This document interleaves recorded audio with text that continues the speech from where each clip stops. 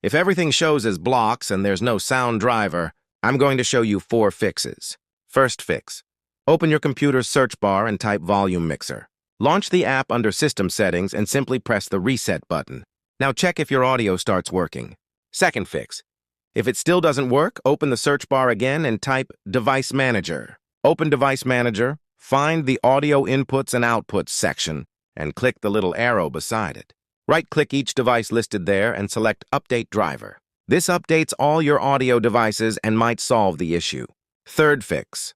Another reason this problem happens is if you're using Voicemeeter. Open the search bar again and look for Add or Remove Programs. Find Voicemeeter in the list, click on it, uninstall it, and restart your PC. Fourth fix. For the last fix, open the search bar one more time and type Add or Remove Programs again. This time, look for Roblox, click on it, uninstall it, and then reinstall Roblox from the official website. Hope this helps you out. Leave a like and subscribe, and I'll see you next time.